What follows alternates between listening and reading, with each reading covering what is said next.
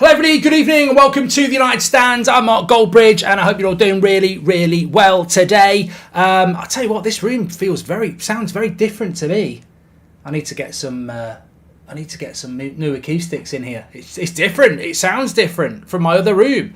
I don't know what's going on there. Anyway, hey everybody, hope you're all doing well. Lots to talk about. It's a Friday night show.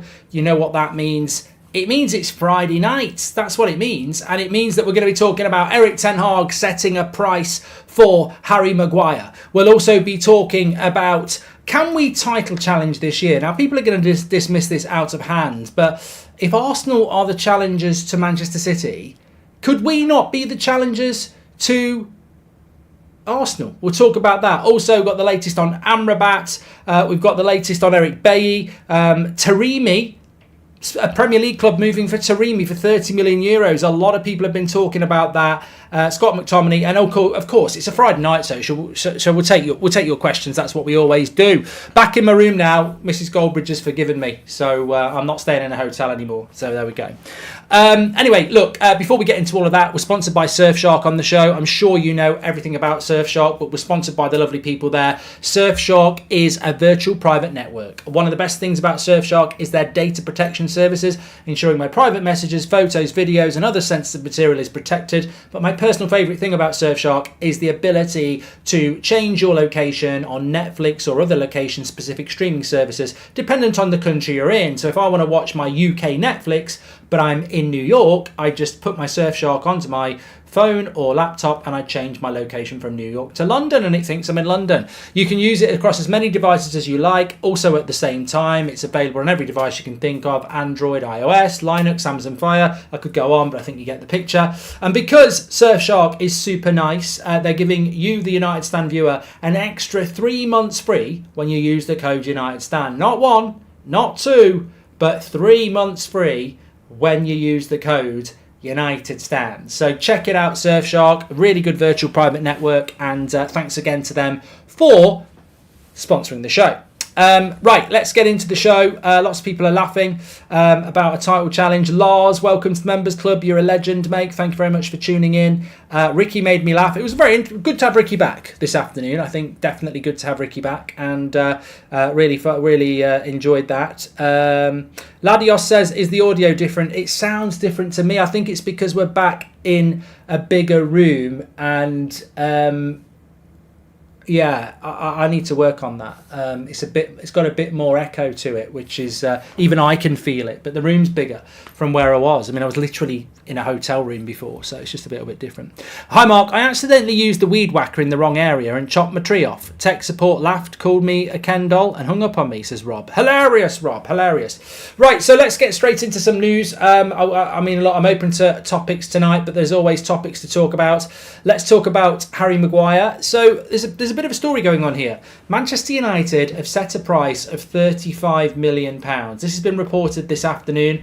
Manchester United want £35 million for Harry Maguire, and they think the later the window goes on, the more achievable that will become. David Moyes is desperate to take him to West Ham.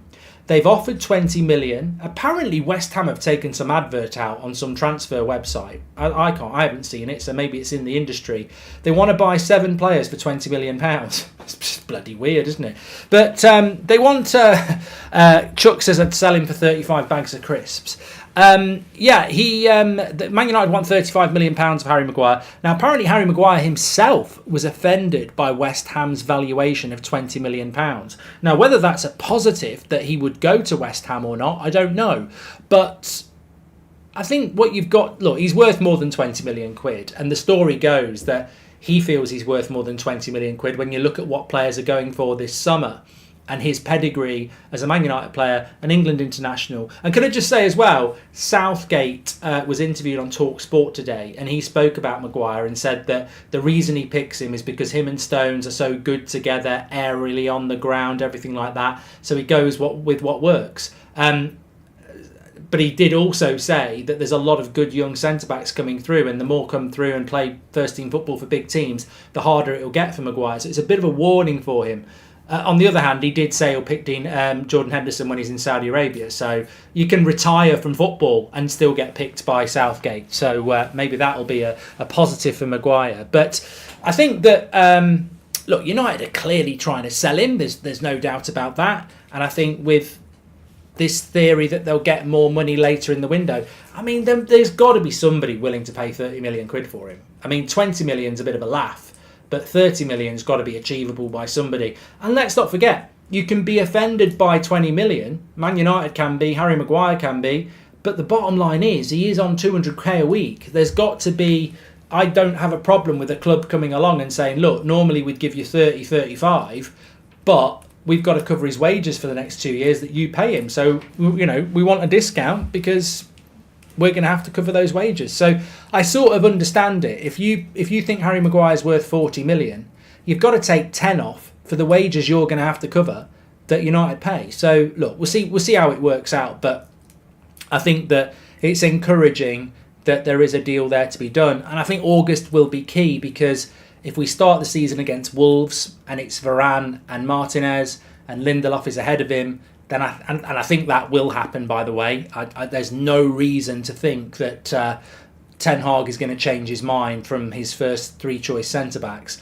Then Maguire's going to get the message very quickly in August. The window is open and you're sort of looking at what your options might be. So, yeah, we'll see what develops there.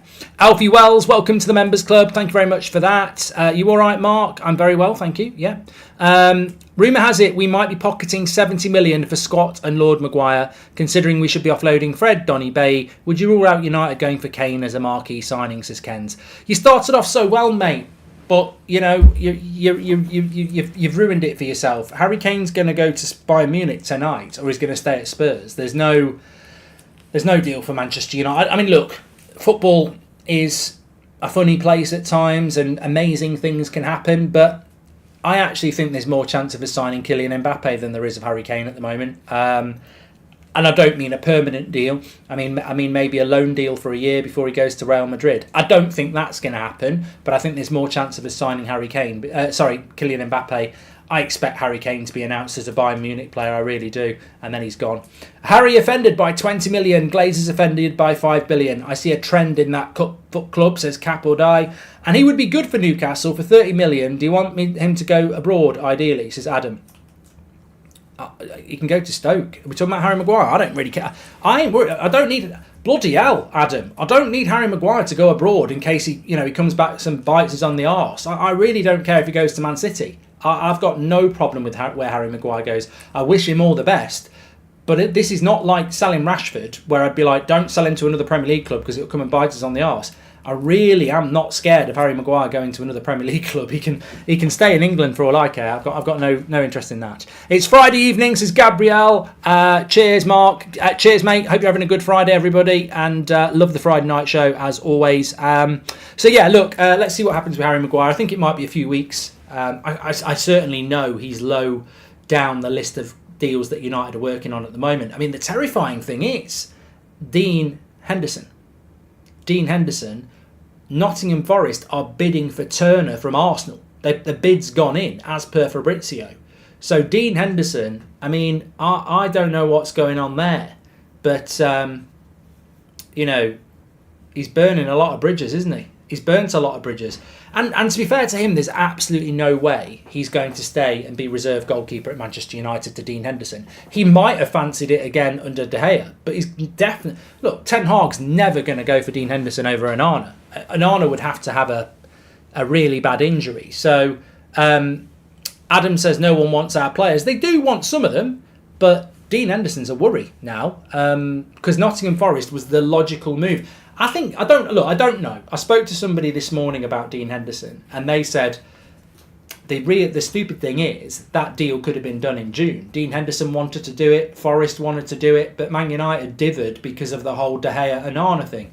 And they were like, we're not letting Dean Henderson go until we've sorted the Onana De Gea thing out. And now Forest are going to buy Turner, and we've still got Dean Henderson. So there was always a deal there to be done for Dean Henderson and Nottingham Forest, but we've dithered on it. So look, I'm not Dean Henderson's biggest fan, you know that, from a purely footballing point of view, but I do sympathise with him, because it's not like he it's not like he's been waiting on purpose. It wasn't Dean Henderson waiting for, let's see what happens with Onana, I might get a chance at United. He wants to go. He's wanted to go for a long time. United have delayed that deal. And if I tell you what, it'd be interesting because Dean Henderson's normally quite vocal. I think United have messed up that deal for Forest, not Dean Henderson. He's been waiting to go. Forest did want him. And now I think United might have messed that one up. And I don't want to ruin everybody's Murta madness, but I think Man United might have messed that up if it doesn't happen. And then what happens then? You've got a goalkeeper. Well, forget about it. You've got a player that's worth 20 million quid that everybody expected to get 20 million quid for, that we haven't got 20 million quid for. And there's not really a viable place for him to go. Like, there's not, even on loan, there's not, and that might be what we have to do. We might have to send him on loan. So we've dropped the ball a little bit here. And Forest have played it well, because I guarantee you Forest won't be paying £20 million for Turner, and they've probably just gone for the cheaper option. So I don't know where the exit route for Dean Henderson is now. And it's a real reality bite for him, isn't it? Because there's not a queue of clubs going for him. I mean, there was times when people were talking about Dean Henderson as a potential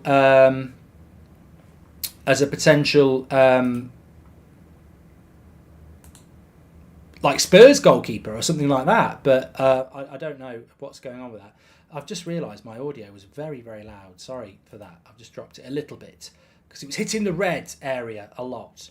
Obviously, I've had to move all my equipment from being kicked out. Hi, Mark. If we sell Maguire, McTominay, Donny and Fred and buy Amrabat and back up centre-back, how would you rate this transfer window?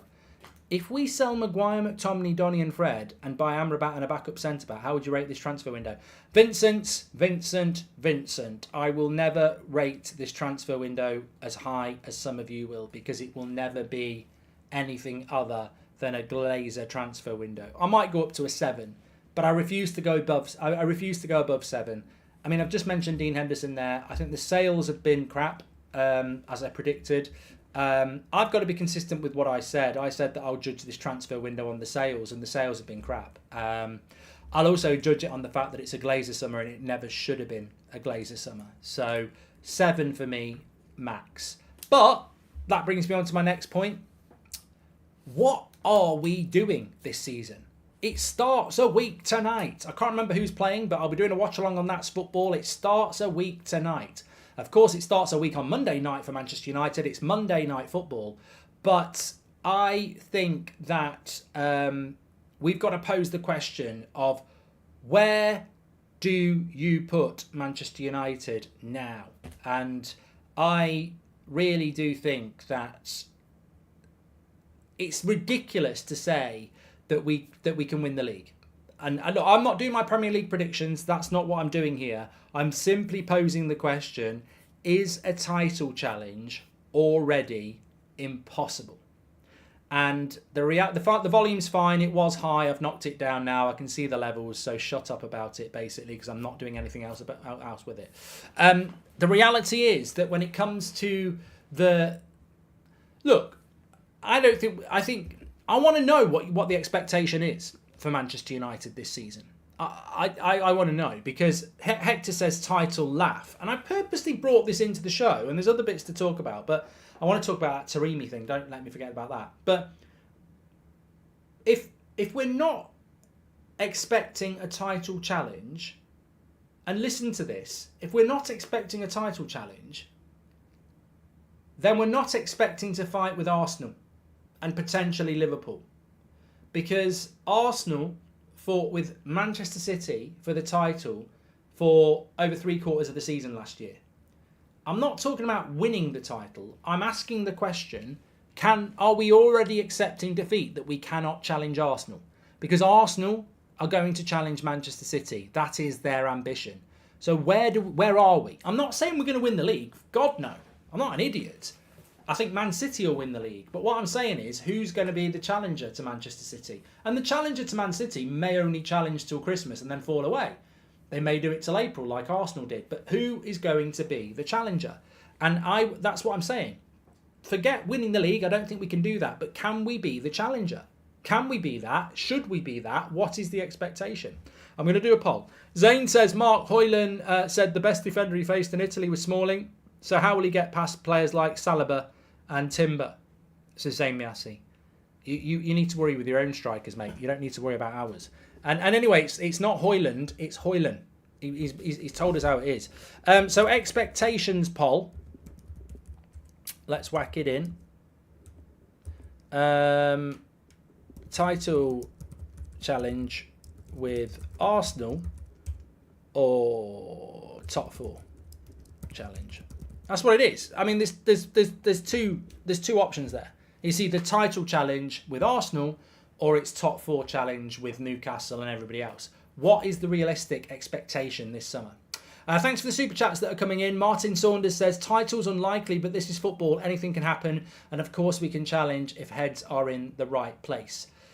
I just don't know. You know what? I haven't done my Premier League predictions yet. I've not really got into that mindset, and I do need to do it. I need to do my fantasy Premier League as well. We're going to do a league on That's Football for that this year if you want to do it. But Mark, what number do you think Hoyland will play? Where? I don't really care, Ryan. I'm not really bothered about shirt numbers, to be honest. Maybe Fred's number. Ivo says, what about a third option? We won't even be in the top 4. Well, we're not going to be that negative. But we finished 3rd last year. People are saying it's been a good transfer window. It's a difficult question to answer, says Enjoy Writing, and that's why I'm asking it. I want to see what's happening in the poll. Because we finished 3rd last year. Arsenal were 2nd. Man City were 1st. Surely, and Eric Ten Hag will agree, surely the challenge this year is to topple Arsenal.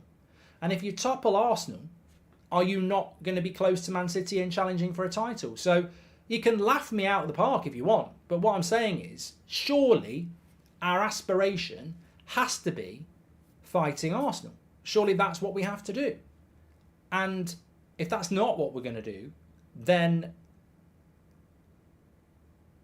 are we not just stepping backwards? I think with the signings that we've made, Mason Mount, Hoyland, hopefully Amrabat, Onana, these are additional signings. They're improvements. I mean, no one's left. We've not lost Varane or Rashford. With a team that finished 3rd last year, and we've basically added a transformative goalkeeper who can play out from the back, a striker that we didn't have, Mason Mount, and hopefully Amrabat. So look, I'm going to think about this over the next few days, but I will say this right here, right now. Surely the expectation this season is to topple Arsenal. Surely.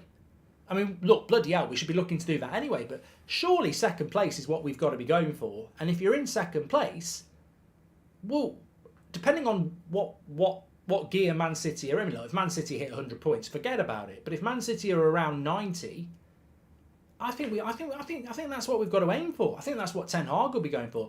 I always do it based on points. I said last season, top 4 would be great. I'm not sure whether we'll do it, but we've got to hit 70 points.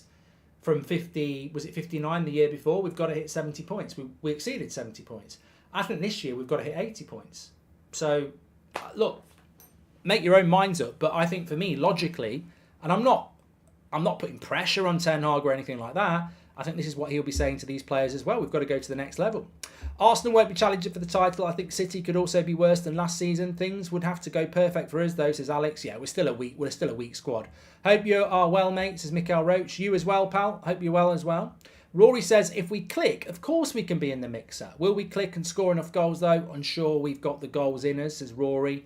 I'm afraid the possibility of 5th getting Champions League next year is going to make the players complacent. Is top 5 the new thing for Premier League, says Lars? I think it is, and I hate it. I don't really understand the rules, but I hate it. I don't think you should get into Champions League for 5th place.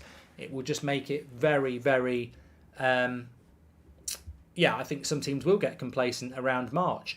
I think it's going to be City and Arsenal for the title, us and Liverpool for top 4, Newcastle and Brighton for Europa spot. As for Harry, don't forget, Shaw is 4th choice, says Cyber Spider. And do you think Eric Ten Hag is looking for players with potential or finished products, or a mix of both, says Desert Hunter? I think that he's looking for a mix of both, but I think there's a great question there from Rory about the attack. So much attention was put on the goalkeeper last year, and in some ways it was right, and in some ways it was naive, because defensively we were very, very good. And even with a transformative goalkeeper, getting the ball to the final third better and quicker. In the final third, we weren't very good last year, and we've not been very good in pre-season either. I think the biggest problem that United will have this season to solve is scoring goals. And look, Ten Hag's not really done much about it on pre-season, has he? I mean, he's had Jadon Sancho playing through. I don't feel like the attack has clicked at all in pre-season. There's been little glimpses, but if we're going to have a good season, United for Life, thanks for the super chat. If we're going to have a good season, then we need a we need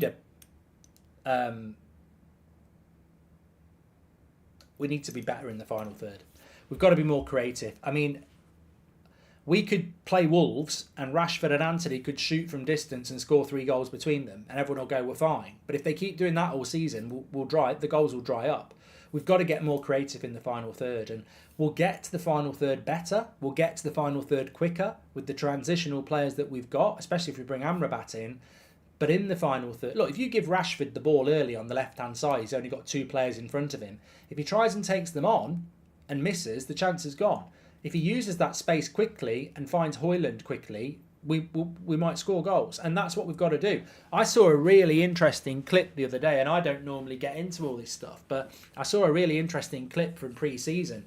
You might have seen it yourself. And look, I don't like this sort of stuff, but I had to sit back and go, they've got a point. And basically what they did is, and I watched the game, so it wasn't like they took it out of context. And remember, Rashford only played half an hour. So it was the half an hour against Dortmund, I think it was. And there was about 4 or 5 clips of Rashford getting the ball. And they kept pausing it and saying, overlap to Luke Shaw, there it is. Ignored it, tried to take players on. Simple slip-in pass to Mount, ignored it. This is a second attack. Third one, early cross into Sancho, ignored it. And it was all Rashford. And it was 4 or 5 times where the overlap was on, the slip to Mount was on, the early cross was on, an open pass was on. And then they showed one from a previous pre-season game where Garnacho was running through the middle. I think it was against Madrid. And he didn't get his head up and look. And look, I like Rashford, you know I do. But there is a massive area of improvement that I'm surprised Ten Hag hasn't got him doing yet, because he does hold on to the ball too often. And if you do that with Rasmus Højlund, then that's going to be a problem as well. So, but it's not just him. I mean, I was watching some pre-season clips and I couldn't believe it. Antony's played in down the right. There's a clear angle through one-on-one on goal, and he runs a little bit and then cuts back on his left and lets the defender get back. And I'm like, but you're in on the right foot. You're just completely in. They're not going to catch you. And he runs a little bit and then he cuts back on his left. And of course the defender comes back then. And it's like, but you're in. So there is, with our wide players, there are areas of improvement. Rashford holds on to the ball too much sometimes and misses the easy pass. And Antony, as we know, ignores the space on the right that he gets given all the time. And look, if I'm a defender, Antony's going to skin me because, I'm past it. I'm not very good anymore. But if I'm a good defender, if I'm Andy Robertson, I'm just going to say, you can have the freedom of the right-hand side. In fact, I might even show you the goal on the right-hand side. But you're not going to use it. You're going to cut back inside, and I know exactly where you're going to go, and it makes it easier to tackle. If you've ever defended before, the worst thing about defending is not knowing what your attack is going to do. Everybody knows what Antony's going to do. So we've got to mix it up in the final third. And it's amazing because I think Bruno Fernandes creates more chances than anybody, but I think there's a lot of improvement with Bruno as well. So it's not just Rashford, it's not just Antony, it's Bruno, Sancho, Garnacho, everybody. We've got to be playing better in the final third creatively. And the reason I spent a couple of minutes on that is because I said it last year. People were going on about the goalkeeper. I was like, we don't create enough chances in the final third. Most of our goals are moments. Most of our goals you can't replicate. They are brilliant, but they are momentous in the sense that you watch Man City, you can see the patterns. You watch Arsenal, you can see the patterns. When I watch United attack, I can't see the patterns. We're unpredictable, but there's no structure to our attacks. It doesn't look like the players know what they're doing in the final third, and we've got to learn those patterns. We overperformed last season and others didn't perform. Club also didn't sign Erik ten Hag's first choice striker, says Bobby. Title's unlikely, but this is football. Anything can happen, and of course we can challenge if heads are in the right place, says Morton. And hi Mark, if United keep Greenwood this season, do you think part of that decision is to ease the pressure off Højlund, says CJR. Mate, I mean, look, it's Friday night. I don't really want to get into it, but one thing I've seen over the last few days is that if Man United keep Mason Greenwood, it's going to be vile. It is. And I'm not, as I said this morning, I'm not talking about United fans. I'm talking about just I mean, all I said is, and it amazes me, because I've said this to you for weeks and weeks and weeks and weeks and weeks. I've said, get him out of this. If United are thinking about keeping him, get him out of the country, loan him for a year, see what he does, because he hasn't played football for 18 months. And then you've got an option to sell him with some value in a year's time. That's what I've always said. And I've said it to you loads and loads of times. I tweeted it this week, and obviously people who don't watch the United Stand, rival fans have seen it. Well, you're a rapist sympathiser, Goldbridge. I've had all sorts of abuse. So if I'm getting abuse and you're getting abuse from rival fans, imagine what Mason Greenwood's going to get. And there's a lot of people in the media who aren't happy with it either. I don't know what the answer's going to be, but I think United, if they keep him, think they can just do a PR interview and sweep it under the carpet. And I really think it's going to be horrible. And I don't want that. I mean, I don't want him back playing for Man United anyway. I've said that before. I don't want that. But right here, right now, I don't want it. That's just my stance. But if United want it, fucking hell, it's gonna be horrible. And it's gonna look. I think there's a lot of positive around the team at the moment, and that positivity can pop very, very quickly. We saw it with Van Gaal. We've seen it with Mourinho. We've seen it with Solskjaer. You can get all excited. Everybody's excited. Look, Luton Town fans are excited at the moment. They're like, we can't believe it. We can stay up. By Christmas, I guarantee they'll be preparing for the Championship. They're going down. Luton Town. And I hate to say that because I was really happy for them when they came up, but they're going down. They're going to get relegated. Sheffield United probably going down as well. For me, the battle is who gets the least points, Luton or Sheffield United, because both of them look absolutely nailed on. You're telling me Man City, Liverpool, Arsenal, Brighton, Newcastle, Chelsea, Villa aren't going to hand those teams batterings? Like, they are going to be miles off, in my opinion. And I know last year everybody said it about Bournemouth and Fulham and Forest, but I think they are going down. But right now, Sheffield United, Bournemouth, Luton, everybody's fans are excited because it's the start of a new season. I get that. We're excited. If we start the season not scoring goals, I guarantee you, 3 or 4 weeks into the season, people will be going, Ten Hag got screwed over. What are we doing going into a new season with that attack from last year and a 20-year-old? And then the pressure rises, doesn't it? Yeah. As of now, squad depth will struggle to make it through a full season. If we can make it to January in the mix, then have a new owner, who knows? I think that's a very good point, Glennie. Mojo's a legend. He's just gifted 20 memberships. Mojo's a legend. Hope you're doing well, Mark. It would be good to sell Maguire. It would help a lot to maybe get our chances back to top 4 or higher, says Immortal. We overperformed last season. We've done that, says Bobby as well. So look, I'm over the moon with Rasmus Højlund, of course. Højlund. You don't pronounce the D, by the way. It's Højlund, not Højlund. It's Højlund. I'm over the moon with Rasmus Højlund, but he's 20 and he's a developmental striker.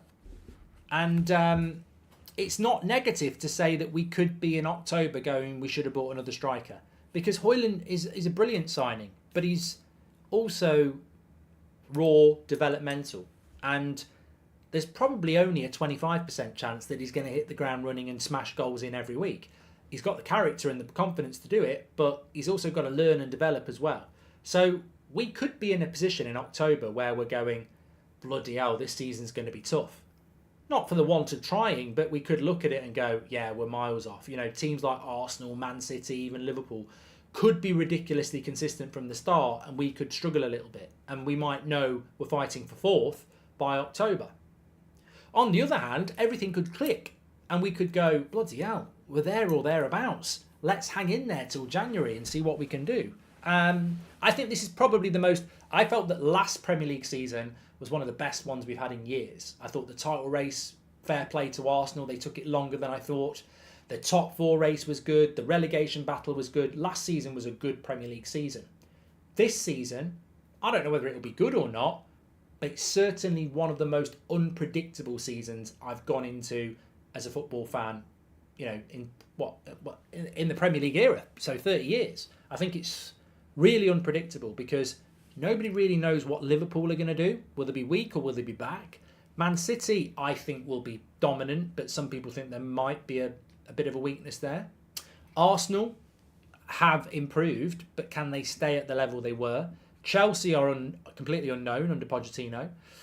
You've got teams like Newcastle, I would say Aston Villa and Brighton that could be really real dark horses again.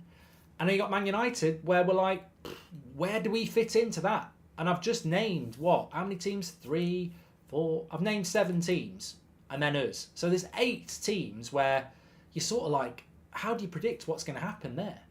Forget about Spurs. Hi Mark, do we have a better structure now as we've boosted players not in the philosophy? By the way, people saying things about you are immature, says Sean. Thank you, Sean.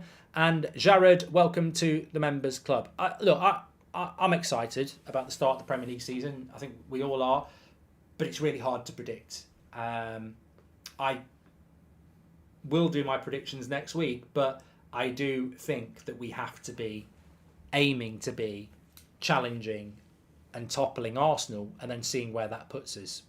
That's what I think. And I don't want to be Arsenal's rival, but I think the season they had last year, I'd take that now. You know, to title challenge until April, I think that would be bloody brilliant for us. But I don't think anyone's getting near Man City, if I'm being honest. I did say forget Spurs. Actually, just talking about strikers, you might be quite interested in this one. So basically, story coming out tonight that Spurs are bidding for Taremi, the Iranian striker who currently is in Portugal that many of you have spoken about. I think he's 30 years of age. He's available for 30 million euros. Apparently, Spurs have offered 24 million euros. Now, there is no link from Manchester United at all, but many of you think that that is the sort of signing that Manchester United should be looking at as a more experienced striker for Manchester United. I personally don't. But I did want to bring it into the show because a lot of you have mentioned it over the last few weeks. He could well be playing in the Premier League for Spurs. Obviously, Spurs are going to sell Harry Kane if they're going to buy Taremi, but there we go. Adam Jackson Photography says, I think Højlund will score 10 goals and people will batter him, but after a couple of years, let's take the pressure off the lad. How many do you think he will score? Well, I'm going to answer this question, Adam, and not because you've done a $10 super chat, but because we're not going to get Rasmus Højlund official signs video because we will already be live doing a watch along when it lands tomorrow. And we already know he's signed, and we already know he's done his medical, and we already know it's here we go. And everybody knows that Man United are going to announce it at the game tomorrow, and he's going to walk on the pitch at Old Trafford if you're going to be there. Very exciting. So I said that when I did the Højlund official video, I was going to tell you how many goals I think he will score. So you're quite right, I'll do it now. But before I do that, we've had another super chat from Ken's. He says, if City lose Bernardo Silva to Barca, I believe there will be a chance. I know Pepe's a good coach, but losing so much quality is risky. I'd love them to lose Silva and Kyle Walker. Yeah. You're a legend, Mark, says Ballin. Thank you very much. Thanks for your super chat. Your very first super chat as well. Thank you very much. You can do that through the $ if you want to. How many goals do you think Højlund will score? Well, before we come to that, let me just say we did a poll saying, what are your expectations this season? Title challenge with Arsenal. That doesn't mean Man United and Arsenal win the title. I mean, Arsenal challenged Man City. Do we try and be this year's Arsenal? Or is it just going to be about top 4? Really close. 53% have said it's going to be a top 4 challenge. 47% we're going to challenge Arsenal and try and get into a title race. I think the expectation has to be that we topple Arsenal and we get into a title race. But on the other hand, I think it's such a hard season to predict. We might be in a top 4 challenge. So I guess we'll just have to wait and see. You missed 2 of my super chats. I just wanted to remind you that 5th place gives Champions League football as well this year, says Parser. Thanks, Parser. Sorry for missing them, but we have spoken about it as well. You're right. You're absolutely right. 5th place could do it. Clement says, let's back our team. Højlund will score 15 plus 7 assists, says Jumper. Well, I think, and obviously you don't know about injury and stuff like that. Look, Sergio Aguero didn't win as many golden boots as he should have done because it got to a stage at Man City for a few years where every season he'd be out for a couple of months with an injury. So if Højlund plays 50 games, I'd predict he will score somewhere between 20 and 30 goals combined in all competitions. But let's say Ronaldo scored 18 goals in a shit United side in the Premier League. I think that Højlund in a Man United team, and again, it's so dependent on service. I mean, if Anthony doesn't put crosses in and Rashford doesn't put crosses in, where is the service going to come from? That's what worries me. We are a team that if Rashford's running away on the break, is he looking to play it to a striker or is he looking to shoot? We are a team that if Anthony's on his right foot and there's a cross, he's going to come back and hit it on his left and the chance might be gone. There's lots of permutations here. I think I would put Rasmus Højlund on Premier League goals. I'm going to put him at 15, which I'd be very, very happy with, considering it's a debut season, considering there's 38 Premier League games. I think 15 goals in the Premier League in his first season would be a really good return. And you know what? 10 might not be terrible, but it all will come down to service. It will all come down to that. If you put Rasmus Højlund in a Man City shirt, I think he'd score 20. If you put Rasmus Højlund in an Arsenal shirt, I think he might score 20. Because I know how they play. And it's really sad, isn't it, actually? As Man United fans, I know if you put a striker up front for Man City, I roughly know how many chances they're going to get per game. If you put a striker up front for Arsenal, I roughly know how many chances they're going to get per game. At Man United, I don't know. If you put Haaland up front for Haaland, not Højlund, if you put Haaland or Jesus up front for Man United, I don't know how many goals they're going to score. If Erling Haaland was our striker this season, he ain't going to score 30 goals, definitely. He might score 15, because I don't know what service he's going to get. And people would say, well, he'll break the goal scoring record. How? Where's the crosses into the box? Where's the balls into the box for him? So it will really come down to the service. And as I say, if Rasmus Højlund was the striker for Man City this season or Arsenal, I'd say 20 goals.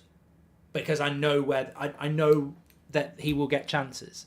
Or Liverpool, to be fair. But at Man United, it all comes down to whether we can provide the service. And if we do, I think 15 goals. How confident are you that the Glazers will sell, says Miguel? Lots of people are confident they're going to sell.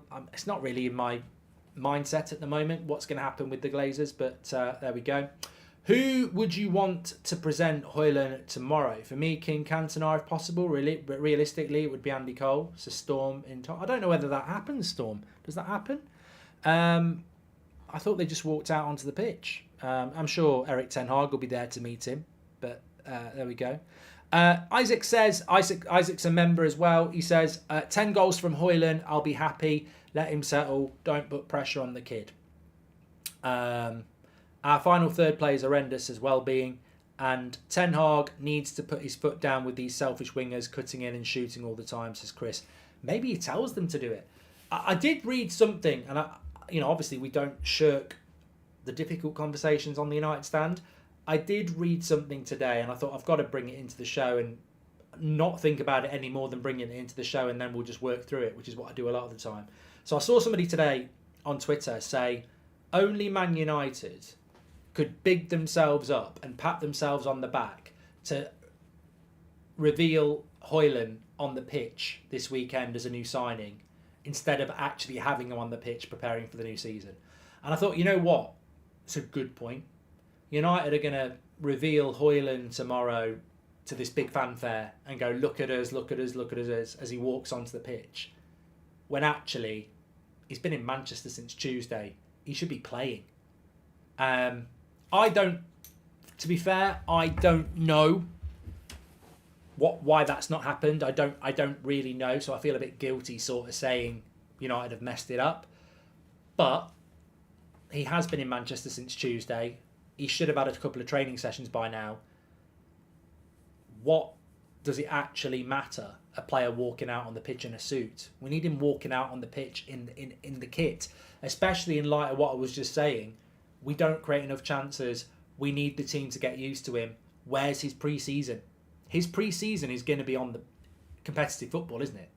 But look, there might be a hidden reason why it's been put back, but I do have concerns, and This is where Harry Kane would have been useful. He has the credibility to force the wingers to feed him the ball, says Billy.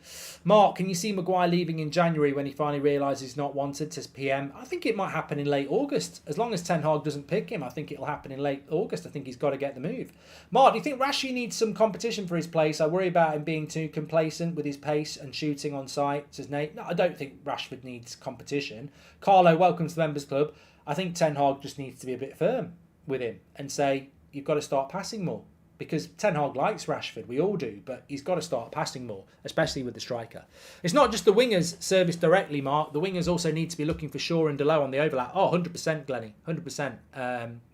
Yeah, completely agree. And look, I remember saying straight after the FA Cup final, we were dissecting the game and we were pissed off and we were like, we've just handed Man City the treble. It was weak, it was feeble. There were some terrible performances, and as collectively, it was a cowardly performance. And I remember looking forward and saying, look, one of the biggest things we've got to do is get the striker in, and they've got to be there for the first training session in July. They've got to go on the tour, and we've got to work as a team for 3 weeks before the season starts on patterns of play and learning to play with the striker. And a lot of you agreed with me. And have we done it? No. And that worries me. I think Højlund is a great signing. I think Ten Hag is a great manager. But it does worry me because fail to prepare to fail. And I feel that we should have been spending the last 3 weeks working on attacking drills to be more creative around a number 9. And we haven't. Like, even Sancho playing up front, they didn't use him like he was a number 9. Sancho worked his arse off and in some ways did well, but there was no change in the way we played pre-season the same as we played last season. It was transitional long balls and well organised at the back.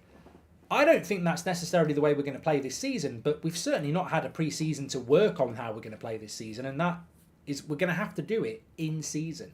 And that's always a problem because Ten Hag says himself, when the season starts, you can't work on drills and tactics. It's so relentless. Hi, Mark. It's the way Ten Hag sets this team up. The only way Højlund gets service if our wingers switch sides and not inverted all the time, says Lee, which is exactly why it's really important to use the... Luke Shaw overlaps all the time. Delo overlaps all the time. Like, they're brilliant at doing it. But if you're ignored or the pass comes too late... There's nothing better than Luke Shaw when he's running onto the ball and he just caresses that cross. He doesn't even put any power on it. He just caresses the cross in his stride and it's lovely. And Delo can do it from the right. But do our wingers, are they aware of it? And do they want to be aware of it? Now, maybe they don't do it because they think, well, it's a waste of a cross. I thought Luke Shaw put a brilliant cross in last week. I forget the game. I said it on the watch along. It was along the ground, towards the back post, no United player anywhere near it, and it looked like a shit cross. It was actually a brilliant cross, and most of you will know the cross I'm on about. And on the watch along, I said, that's a brilliant cross by Luke Shaw. There's just nobody in the box who knows how to attack that space, and if they did, it's a tap-in. So, maybe sometimes... Man United last season, I've said this to you before, this is disgusting. Manchester United, and this has to come from Ten Hag, last season, Man United were second from bottom in the Premier League for crosses into the box. Second from bottom. All my life, Man United have been about crosses in the box, bodies in the box. Sir Alex was brilliant at it. Neville and Evra or Irwin or Wes Brown, if he was at right back, you overlap. You get those crosses in. Scalzi, Keno, get in the box with the two strikers. Make things happen, make your runs. We've always been about that. And look, I'm not old enough to remember the 70s, but we've always played with wingers as well. So to be second bottom in the league for crosses into the box, as a Man United side, that is a concern. Now, we've got the players to put the crosses into the box. I think we refused putting crosses in the box a lot last season. I think we actually refused to do it. And I think Ten Hag told them probably not to do it. And I probably wouldn't have told them to do it as well. Because there's no point putting a cross into the box when there's no one in the box to get on the end of it. So let's hope with Højlund we've got that now and we can move up that league. Rasmus could be introduced tomorrow and still plays, says Alan. I don't think that's the plan. Hi Mark, we need a few more players to really challenge Arsenal and City right now. I don't think we can challenge for the Premiership, says Rianto. I'm afraid of Shaw this year, no competition. You think he will fall off, says Ballin. No, I think Luke Shaw's having the time of his life at Manchester United now. I mean, we're not here to buy mates for footballers, but Luke Shaw and Mason Mount are great mates, and you can see that in the pictures and the dancing they've done already. I saw a dancing video the other day. I'm sure that'll piss people off. You don't want to be the next, hated dancers, but no, I think Luke Shaw's probably more settled and happy at United. He's been for a long time. Now look, when you're settled and happy, you can become complacent. When you're settled and happy, you can play better. I think the issue with Luke Shaw will be injury. I don't think Luke Shaw last season, bloody hell. Left centre-back, he was awesome. Left back, he was brilliant. I think Luke Shaw could have been Player of the Year last year. So no, I haven't got to worry about Luke Shaw. My worry is what you said. It's the backup for Luke Shaw if he gets injured, because he does pick up injuries. The way he plays the game, I've played the game. He's he's a very powerful player. He puts his body on the line. So injuries for Luke Shaw would be my concern. I mean, Brandon Williams needs to get sold, but we've still got Malacia. Rasmus could be introduced tomorrow and still play, says Alan. I've read that. I don't think that'll happen. Bring back Steve Coppell, says Rob Costello. And hi Mark, watching the show from the start. Hope the missus forgives me, says Kanishka. Thank you very much, mate. Thank you very much. I always forget that there might be people in the chat who are not at the point we're at. Thank you very much, Kanisha. Thank you very much. Don't forget tomorrow, I believe, and you're going to tell me in the chat, it's a 12:30 kickoff tomorrow. I think it's 12:30 tomorrow. I know it's 4 o'clock on Sunday, but I think it's 12:30 tomorrow. So we will be, I won't do a 10 o'clock show tomorrow. I will be live from midday for that. So 12:45 apparently. We'll go live around 12:15 then. But yeah, we'll have a preview for you as well. I mean, I fucking hate the previews of pre-season games. I think if you do a preview for a pre-season game, you're a prat. Basically, you're a prat. I don't do pre-season previews. Bullshit. But Adam does them. Beth does them. Fair play if you like them. Desert says, apologise, but it's Friday. Off topic, give us a date on your coaching return. Would you consider vlogging the season so we can see tactics and training? Says Desert. I'm officially retired from coaching at the moment. Obviously, I've done little bits. I believe the Sidemen game is in a month. I haven't had a call. I don't think I'll be getting a call. So, it's a shame. It's life. You roll with the punches. I believe I'm the best coach they've ever had in any of those charity streams, but it is what it is. But I'm open to offers, of course, and but yeah, I won't be doing any coaching, I don't think, this season. Hi Mark, do you know when Mainu and Ahmad are back? Says Ryan. I think Ahmad's going to be out for. I think both Ahmad and Mainu are out for until September at least. That's what I got told, but there we go. XD Kelly, thank you very much for your super chat. And Menu 6 weeks, says Tabo. Was there anything I was something I wanted to talk about here, but let me just double check. Amrabat, yeah, I think we all know about that.